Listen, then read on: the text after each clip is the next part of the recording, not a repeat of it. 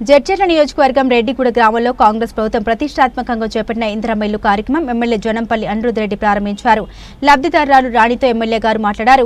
ఇంటి నిర్మాణం పూర్తయ్యేంత వరకు ఎటువంటి అక్రమాలు జరగవని, డబ్బులు నేరుగా మీ ఖాతాలోనే ప్రభుత్వం జమ చేస్తుందని, దళారులను నమ్మవద్దు అంటూ ఎటువంటి అక్రమాలు జరిగినా నాకు తెలియజేయాలని సూచించారు. దాంతో పాటుగా కాంగ్రెస్ ప్రభుత్వం ప్రతి పేదవాడికి పేదింటి కల ఇందిరమ్మ ఇల్లు పథకం ద్వారా నెరవేరుస్తుందని, పేదల క్షేమమే ప్రభుత్వ ధ్యేయమని తెలియజేశారు. ఈ కార్యక్రమంలో market committee chairman Jyoti Alwal Reddy, మాజీ sarpanch Sharada Venkataiah, ex MPTC Ghouse AE Mahesh, MPDO Geetanjali, incharge MPO, Congress నాయకులు, గ్రామ ప్రజలు తదితరులు పాల్గొన్నారు.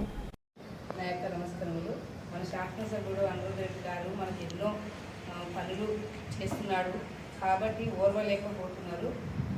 ఇంద్రమ్మ ఇండ్లు మేము నిన్ననే తాండల్ రోడ్డు, ఐవార్పల్లి, బోయిన్పల్లి, ఎల్గొంల అన్ని ఓపెనింగ్ చేసి వచ్చినాము. ఇంద్రమ్మ ఇండ్లు ప్రతి ఒక్క పేద రైతులకే ఫస్ట్ ఇస్తున్నాము. ఉన్న వాళ్ళకి తర్వాత పేద రైతులకి ఫస్ట్. కాబట్టి ఇదొక్కటి మనకు అనిరుద్ రెడ్డి పేదవాళ్ళకే ఫస్ట్ చేయమన్నాడు కాబట్టి చేస్తున్నాము. ప్రతి ఒక్కరూ అనిరుద్ రెడ్డి అన్న న్యాయమే చేస్తున్నాడు కానీ అన్యాయం చేస్తలేడు. అన్యాయం చేసిన వాళ్ళని మాత్రం ఆయన విడిచిపెట్టాడు. ఎవరినైనా సరే విడిచిపెట్టాడు ఆయన. మన కాంగ్రెస్ నాయకులనైనా వదిలిపెట్టాడు, టీఆర్ఎస్ నాయకులైనా వదిలిపెట్టాడు, బీజేపీ వాళ్ళనైనా వదిలిపెట్టాడు. ప్రతి ఒక్కరిని వదిలిపెట్టాడు. ఎందుకంటే ఆయనకు న్యాయం చెయ్యాలి అని ఉద్దేశంతోనే మనకి రాజకీయంలోకి వచ్చిండు. మన నాయకుడు ఎమ్మెల్యే గెలిచిండు కాబట్టి మనకు సన్మాన న్యాయమే చేస్తాడు. ఆయనను ఎవరు దూషించవద్దు.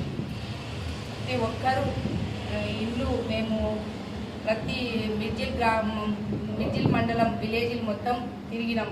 గ్రామ సభలకు తిరిగినాము, అన్నిటికీ తిరిగినాము. ఆయన సీసీ రోడ్లు అన్నీ ఆయన మంచిగా Elgomla, Kothur, Ranpet, Munnanur sub station, Boinpally sub station అన్నీ విధులు తెచ్చిండు. కాబట్టి ఆయన ఓర్వలేకపోతున్నారు. ప్రతి ఒక్కరికి లేడీస్కు ఫ్రీ బస్సు కాబట్టి నెలకు 3,000 మిగులుతున్నాయి. ఫ్రీ బస్సు ఒకటి, కరెంట్ బిల్లు నెలకి అది కూడా మనకు 3,000 మిగులుతుంది. కాబట్టి మనం ప్రతి ఒక్కటి ఏ పార్టీ ఏది చేసింది అనేది ఆలోచించుకోవాలి. టీఆర్ఎస్ గవర్నమెంట్ వచ్చినప్పుడు ఏం చేసింది, కాంగ్రెస్ పార్టీ వచ్చినప్పుడు ఏం చేసింది అనేది మనం ఆలోచించుకోవాలి. ఆలోచించుకొని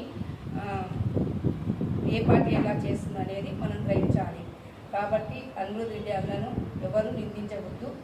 నిందిస్తే మాత్రం ఆయన మూకోడు, కఠిన చర్యలు తీసుకుంటాడు. ఆయన మంచిగా చదువుకున్న వ్యక్తి కాబట్టి ఆయనకు అన్నీ తెలుసు. రూల్స్ ప్రకారమే పోతాడు. ఆయన ఏది అన్యాయం చేయడు. రూట్లు ఆయన సొంతగా ప్రతి ఒక్క స్కూల్కి, ప్రతి ఒక్క మండలానికి పంపిణీ చేసిండు. విద్యార్థులకి స్కూల్ బుక్కులు ఫస్టే స్కూల్ ఓపెనింగ్ కాకముందే మనకి స్కూళ్ళకి ఇచ్చిండు. ఏ గవర్నమెంట్ ఫస్ట్ మనకి స్కూల్ ఓపెనింగ్ కాకముందు ఇచ్చింది? కాంగ్రెస్ పార్టీ కదా మనకు గవర్నమెంట్ ఇచ్చింది. కాబట్టి మనం అన్నీ గ్రహించాలి. పత్రికా సోదరులు మాత్రమే ఏది చూసి రాయాలని కోరుకుంటున్నాను. ఫస్ట్ వాళ్ళకే చెప్పాలి కదా.